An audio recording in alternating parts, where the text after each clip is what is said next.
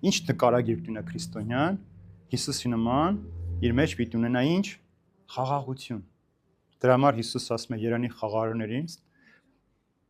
Երանի խաղարարներին։ Ուրեմն խաղաղություն պիտի ունենաս քո մեջ։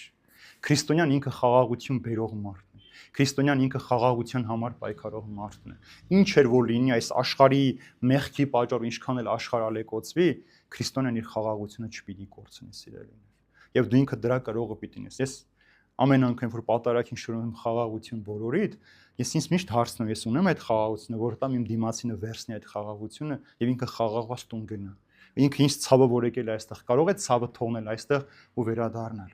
Ուրեմն քրիստոնյայի նկարագիրն է Հիսուսի նման խաղաղություն ունենալ իր մեջ, ինչքան էլ փոթորիկ լինի, մենք մեր ներքին հանգստությունը չկորցնենք, ինչ էլ որ պատահի, մենք բարձր չգոռանք, չխոսենք, այլ փորձենք հանդարտությամբ մարդկանց առաջնորդել դեպի փրկություն։